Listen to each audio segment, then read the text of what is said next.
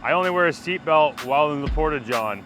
There's never a good time to make a change, so just do it anyways. Just like having a kid, there's never a good time to have a kid, just have one anyways. I'm spinning in circles, pretending I'm at Disneyland, not working with Cam right now. Brandon's just laughing there. You guys don't get it. Zorthomus. He's one of our favorites, isn't he? Oh. Watching on my lunch break. Fantastic content as always, Cam and the gang. I got a gang, got a fucking gang. Gang. You're mine swine. Watch the videos during work hours. If you're in a union shop, you can't get fired, go hide in the corner somewhere. Upgrade your data plan too as soon as you get a union job. Best thing you could do. Thanks for the comment. I'm glad you stuck with the trade or got into the trade. I'm glad you got into it. Thanks for the emails. Yeah. Thanks for actually reaching out. We appreciate it. We like to know that we've touched you guys. So let us know. Let us know how we can. Thanks, Oz. Thanks, Oz. Are you looking for single mechanics in your area? We're getting calls from all over the world. In Bolivia, Africa, China, Japan, I don't know. We're looking for contractors. So if you're a contractor and maybe you just started and you're looking to get more work and get busier or whatever, or you just want some steady work that, you know, you get paid quickly on time. You don't have to chase money. That's a big part of the battle doing this. You know, or maybe you've been in it for a while and you're kind of getting sick of running everything 100% by yourself. Like I was doing that for a little bit here. I mean, I still do. I mean, whatever. I do both because it's flexible and you can do as much or as little as you want. That's the thing. Yeah, like I said, it doesn't matter where you're at. There's probably something there for you, and we need people, good people. We won't just take anybody. I mean, why are you looking at me? What are you looking at me for? I know. I only take special people. Super special. He's government subsidized, so. You could talk to me about it. I don't know. I'm not biased. I could take it or leave it. John Doherty, our all-time #1 fan. Day one John, we call him in the office. Thanks for the comment. Thanks for commenting on all our videos. Thanks for helping us beat that algorithm. I want to read all John's comments. I always read John's comments. They're some of my favorite. Great video, proper field mechanic work, and in the dark too. Yeah, we're in the dark a lot, I guess, eh? Either early or late. I don't know. It's usually how we end up doing it. So, great video. Thanks, boys. I'd be there like like shot to help. Not 100% sure what that means, but sometimes things get lost in translation. So, when the repair on mini on, is that like you want to see us repair minis, like miniature people? Mini-me? John wants to see tracks and undercarriage replacement, clutch adjustment or replacement, anything on wheel loaders, thanks. And does Cam need an old apprentice? I'm looking for a new apprentice. Anyways, I'm not gonna discriminate against age, so. Old, young, new, big, small, whatever. Off-highway trucks. I try to stay away from the trucks. If you mean like rock trucks, then yeah, I'll tackle anything for the most part. Do I like working on commercial trucks? Not really. I'm not a huge fan of them. Try to stay away from that. Honestly, the pay's not there either for me. There's a lot of truck mechanics out there. The way I'm set up to work on equipment, off-highway stuff. A lot of the truck guys will run cube vans and they're a lot cheaper to run and their rates reflect that. If I start competing with their rates, I'm not making as much. And honestly, I just don't like the work. I don't like doing brake jobs and oil changes and working on the side of the highway. So no offense to you truck guys out there. I've done it, I like it, I don't mind it. I like the equipment. Off-highway trucks, if you're talking like rock trucks, articulating trucks, or rigid frame haulers, that kind of stuff, yeah, we do that too. We do all of it. I mean, if it's got tracks or tires or wings. Not actually, I don't work on wing stuff anymore. So, what else, John? What else do you want to see? We got some wheel loader stuff coming up for you. The axle swap on a WA500, you might be able to see that. I'll try just for you. Doing the dual cone seal on the wheel ends of that as well. So more dual cones for you guys. And brakes. Yep.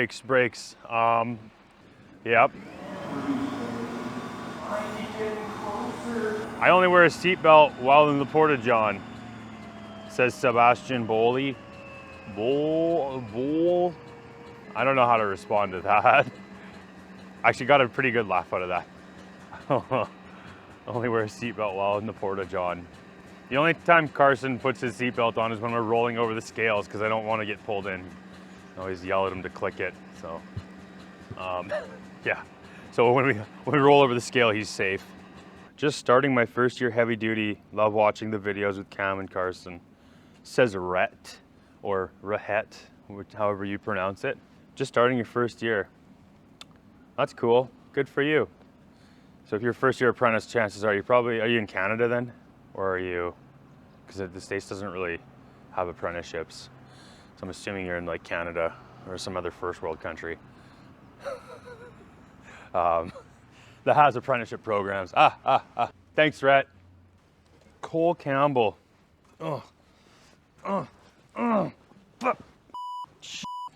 Love sitting on tracks.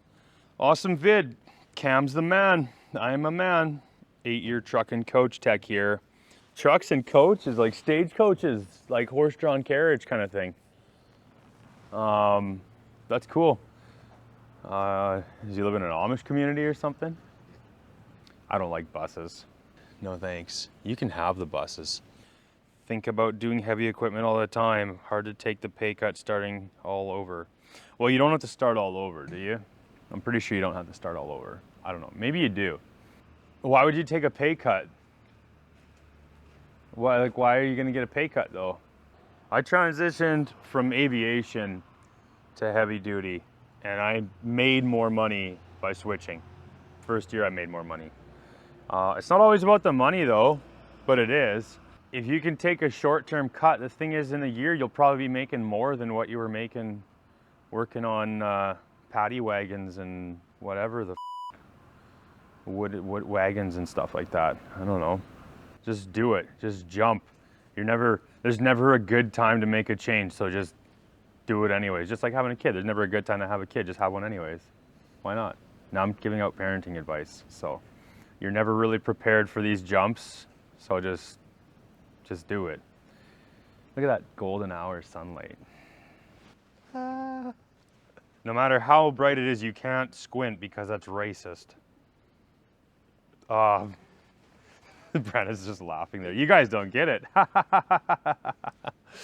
Anyways, what's the coldest weather you work in? I live in the prairies where a couple months in winter can result in 30 days or more of minus 30 Celsius. How would you work in that? I would be very cautious and afraid of breaking components. Coldest, yeah, like minus 20, 30-ish. It never sticks around here for too long. And that's usually when we go up into up the valley more, it starts getting that cold. So it's not even always all day. Pretty fortunate, I guess. A little spoiled, I think. But we get the rain, that's the thing. A lot of guys I talk to that work up north or whatever, or work out in the cold, when they come down here, they're just fucking miserable because it's always raining. Like even right now, it's not raining, but you could tell like the ground is soaked. Everything's soggy. You put a knee on the ground and you're soaked. So we got to deal with the wet weather here instead. I'm used to it. I'm used to the wet, so I don't mind it. Used to working in wet conditions, very wet conditions, so I deal with it. And drink it up, whatever. What? Yeah, no, I don't mind the cold. I really don't. I actually kind of like it when it cools off and it gets like that dry cold. It actually is kind of nice because I'm not getting wet all the time and fucking soaked. It just usually just put a hoodie on in my Stanfield and. These What? fuel filters are tight as a mother. Take them off then. I can't. I tried like the strap and like all the filter wrenches, and I can't get them to move. You tried the black strap wrench? Yeah. With the extension on it? Yeah. Oh, we'll just try harder. Get a longer cheater bar on it or something then. Do you have Cobras? Oh yeah, just use those Cobras on there. Yeah, you'll have it off in like seconds, dude. If you have to, you can drive a chisel on the top base of the filter. You know how the sheet metal of the filter goes up and around where the threaded part is? Take a chisel and whack it, and that'll start to drive the filter base. Don't f the filter base though. I know how bad your aim is with those things. Afraid of breakage? I don't know, man. When it's all plastic and stuff, yeah, that kind of stuff you gotta watch out for. How do I deal with it? I don't, I guess I just call it a day. No, I don't actually. Oh, the grease. Was it EP00 or whatever they call it? The like Arctic grease that guys use. And I don't have first-hand experience with this. This is just something like my buddies would tell me about. It's like when you'd grease the machines and all that, when you pull them into the shop and they start to warm up, like that grease is, the Arctic grease is designed to work at like sub-zero temperatures and give you lubrication. So it's pretty, like at room temperature, it's really thin, right? So he would tell me that like they'd pull these machines in, and when it warms up and the machine warms up, all the grease and all the joints just starts to like run down and melt at room temperature, as opposed to being, you know, like an EP2 or EP1. Here I use mostly EP2.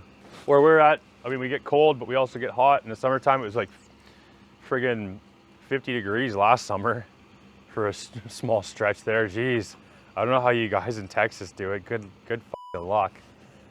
Yeah, that was a lot. I had all AC calls that week too. All AC work. Next question. Same background or what? Or you want a different background? Yeah, let's just use this background for the rest of them. Seth Myers, hey.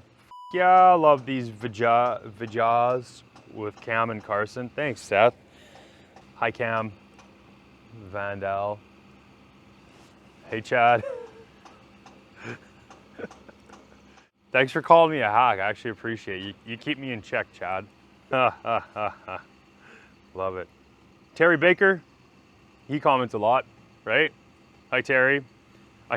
Cam needs to do a comedy show. Well, here's our backdrop. Yeah, we're doing the comedy hour now.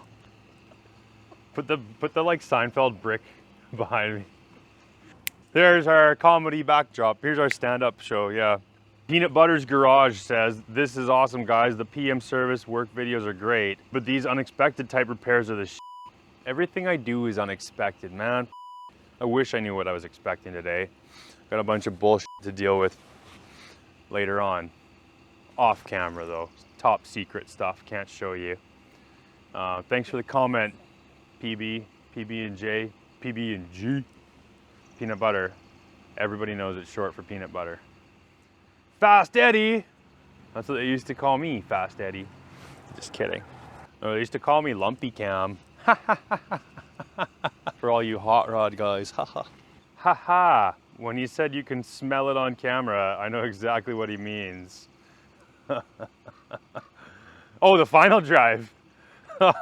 Okay, yeah. They smell terrible, especially on ones that get a ton of movement like dozers and skiddies. You guys know the smell. You know the smell. It's nasty. I don't know. You break one open in the shop and the whole shop just reeks like that, or you wipe your hands on your cubbies and everywhere you go, everybody kind of just looks at you and like can smell you. Walk into McDonald's and everybody gives you 12 feet of space. I've had a few people comment on my smell in the past. Like actually, yeah, Brandon's like, you smell like, what was it, sour? I was like, yeah, I was at a fucking transfer station or something, I think, all day. Or where was I that day? Oh, compost. Like dead chickens all over the place. Fucking gross. Because of the floods. I don't know if you guys know anything about the floods that happened here last year, but all these chickens died and they went somewhere and I worked there. And yeah, Lots of chickens, man. Nasty. Chicken juice all over the place. It was pretty gross. That smell lingers. You come across a lot of different things in this, and some of them stick with you. I got this vivid image in my head of 2.5 horses at one place I worked at. And that's always just there. What do you do?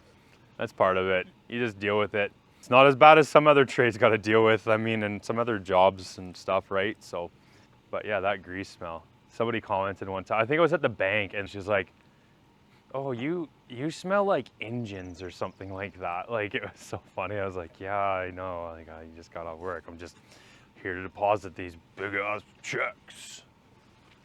Then their tune changes when they see how much money you don't have. Yeah. Where do you want to be right now? Oh, I don't know. Mexico, dude. Mark GG. Oh, I can't wait to answer this one. Why not suck the oil out from the dipstick tube? Easy and clean. Oh, because you've done it how many times? How many times have you done that? Has it worked for you? Let me know. Maybe on a Honda Civic's automatic transmission. Ha! Sorry, I'm being a dick. Do I sound like a dick? I don't know. It's hard. I'm so numb to it. I don't know when I'm sounding like a dick and when I'm not. I'll tell you why I'm not going to suck it out the dipstick tube. You talking about, like, I got my oil recovery pump. Like, am I going to put that on the dipstick tube, or am I going to use one of those like Mighty Vac things? I mean, honestly, that's not really, that's going to take too long, man. Easy and clean. I guess it's kind of clean. You got to stick a straw down there. Usually swing drives are like 80, 90 or some TDT 050 or something thicker. It's going to take a long time to suck that thing dry. Well, the reason I don't suck it dry, I just don't go that way, man. I don't swing that way. There's a drain on the bottom for a reason. Exit only. The back is exit only. I'm sorry. No, there's a drain on the bottom. Why would I mean, I get what he's saying.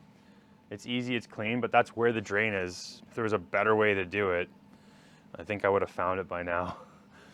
Some guys, I don't know, I kind of disagree with it sometimes. Like, some guys blow compressed air into the dipstick tube or the fill tube while they're trying to drain it to, like, and it'll force it out. Just watch that you don't blow those seals. They're not real high pressure seals, right? So you don't want to flip the lip seal inside out. Plus you'll get banned. Plus you'll get banned if you start blowing seals, man. Get banned from the zoo.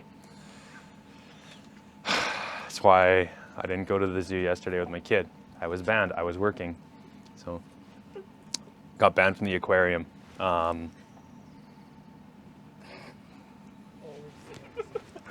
Anyways, yeah, that's why I don't suck it out of the dipstick tube. It's not easy. It's not, maybe it's clean, but it's not easy. It'll take forever. The best thing I find, a couple things I do. I take the dipstick out so that you don't have an air lock or something kind of holding it. Drain the bottom, and you can either suck it out with the your recovery hose, because that's not going to cause any issues. You're just pulling the oil out. It's not going to create pressure inside. It's going to suck the oil out, and then your dipstick tube being out lets no vacuum or anything build, right? So that's okay. You can do it that way. If I got a second, I just hold it up there and it takes the majority of it out. Then I just leave the pan and go do something else, let it drip. Try to warm it up. Yeah, someone mentioned, oh, why didn't you warm it up? Well, we actually, you didn't see, but we had the pail of oil in the cab of the truck, but I don't have a lot of room. But yeah, warm up your oil. If you got a heated service body too, I used to put the little jugs of 80-90 in the service body, wherever the heated cabinet was, so that when you get there, it's nice and warm. That's another thing you can do, but a pail of oil is pretty cumbersome. Not a lot of room for that. So yeah, in a perfect world, I'd have 30-degree oil that just pours out, and the swing drive would be warmed up, and you know, it'd all go nice and smooth. But like I said, I think I said it in the video, I'm not going to swing the machine around for 45 minutes to warm that swing out. It takes a long time to warm up swing drive oil, especially when it's like, you know, 0 degrees outside and snowing. Like, it's going to take you a while to warm that up. Don't be coming at me telling me how I could have done it better. I would have figured it out by now. I already know. I'm just kidding. Actually, no, I like it though. I like when people tell me that they could have got something off with their Cobras in 2 seconds, and like I should just heat up the oil. Like I appreciate it. I like the feedback. I do, I really do. I sound like I'm being condescending, but I like it. It makes me think. It makes me think like, okay, because everybody does a job different. Maybe there is a better way to do it. And then I look and I analyze it and I realize, nope, my way is already the best. Why would I bother doing it that way? If it was better, then it would have worked when I did it that way. As far as going the wrong way on that filter base, I was going the right way. I'm just kidding. As far as going the wrong way on that filter base, somebody commented a long time ago. Watch the video, dude. Check your eyes. We all did it like a triple take on that. I don't know, man. I like watched it. I was like, no, I'm not going the wrong way. I remember because I was there. And yeah, I think we tried you didn't see, but we tried I tried my strap wrenches. I tried my pipe wrench, Cobras, whatever. I have Cobras. They work great. They don't always work. But like I said, the whole point of that video was to show you, okay, I could try 20 different tools on that and maybe it'll eventually go. Or I could try a handful of things, doesn't work, rip it off, put it in the bench vise. Like, that took way less time than it around, because then I can just get the pipe wrench on there proper, get a cheat or whatever. That was kind of the whole point of that video, and realize there's always a different way to do it. Like I said, I like the feedback because then I can see how everyone else does it wrong. You guys know I'm joking about that. It is nice to see the feedback though. I was going to become a lawyer, spent 4 years studying law, and even got to the point where I could become one before I realized I hated every second of it. I decided at random to become a millwright, and now I'm 2 years into my apprentice and I'm loving it. Almost made the right choice, man. Almost there. You almost got it. I'm just kidding, man. It's good. It's a good job. Welcome to the skilled trades. Welcome to being a god among men. I'm just kidding. No. I mean, there's, like my instructor used to say, man, heavy duty mechanic's the mother trade. Everything else is another trade. I don't know. Millwrights and heavy duty are very similar. So you got to be a jack of all trades kind of thing for both of them. Millwrights more stationary stuff. Heavy duty mechanics are more mobile stuff, right? It pays around the same, I think, for the most part. I think generally millwrights, the only thing, millwrights can't work alone. They need to be in like teams of like 10 guys always. I don't know. It's always fun. Everywhere I've worked, all the mills and plants and stuff that I've worked at, there's always like, for every one mechanic, there's like 10, 15 millwrights or more. Actually, one place there was like 40 millwrights. I was the only mechanic. It was just me taking care of like, I don't know, I think we had like 15, 20 pieces there. All kinds of stuff, forklifts, loaders, log loaders, a couple of big cherry pickers out on barges, and I was the only mechanic, and there was like 40 millwrights, and half the time they're just taking smoke breaks and hiding out in corners. So maybe you guys will see why I'm a little biased. No, I respect millwrights, just, yeah, I don't know. Millwrights need heroes too, right? So I'm glad you became a millwright. You can still look up to me. I'll stop. Sorry. I love it. I love it. We're all important, man. We all keep the world turning. That's the thing though, right? Like all the repair and service trades, like we're all necessary, and you're getting yourself a skill that like you're not easily replaceable. You know, like these camera guys, you can get a fucking robot to do it. No, I'm just kidding. No, certain skilled trades, like you can't replace. There won't be a replacement. Like machines aren't going to self-diagnose and fix themselves and everything. Like, yeah, they might, but what happens when the self-diagnosing part of the machine fucks up? Then who fixes it? I think we're a long ways away from being replaced by machines. You know, someone's always gonna have to fix that. So when you get into these trades, it's you're securing yourself a future, and less people want to do it. So you're getting to a point where there's less guys available to do this specialized trade, and it's being seen as less of a high school dropout kind of thing, and more as it's a professional industry, man. We're we're industry professionals, right? Like we're educated-ish.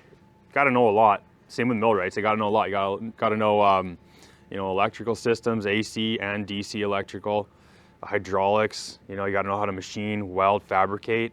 You know, same with heavy duty. You got to know all these skills. It's not for stupid people. How do you teach that to a computer, huh? Tell me. Yeah, good for you. Good for you. Stephen Rice. Good advice. I'm not a mechanic. I'm a backyard tinkerer fixing odd bits and bobs. Bobs. Send bobs. Send bobs. Sorry. The rounded nut or bolt head, I've lost more skin from them. What? Lost more? Ew. I don't know, man. I lost my skin, but it wasn't my choice.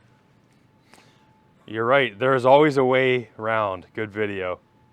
Oh, he's from the UK. The UK. The Beatles land. Tea in Crumpetville. Do they have heavy duty mechanics there? I mean, I'm sure they do. Obviously, they got machines because gets built there and we build the world. So there's obviously, you know, mechanics there. I know they're not set up the same as we are. So they don't really work the same. They usually work out of like vans and stuff. I don't know how you do it. Props to you guys. Neil K.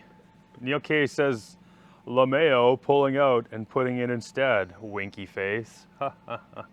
And then Rick's also like, that is one lucky apprentice. Tell him that. I don't know. Of course he's lucky, dude. I don't know. I would have killed for an opportunity like this when I was his age. I don't know about you guys, but when I'm looking for a big hoe, I go to Rent One. You like that? Yeah, we just want to do a special little shout out to Rent One and Fortis HD for making these videos possible. For all your heavy hoes, little hoes, big hoes, big dumpers, whatever, man. They can get it. Little dumpers, big dumpers, all kinds of shit. Check out rent1usa.com, fortishd.com for parts. Everything's in the description. Dragonfly. That thing almost fucking hit me. Do us a favor, if you like the videos, just visit the website. Just click on it. Like I said, if you want a big hoe, that's where you go.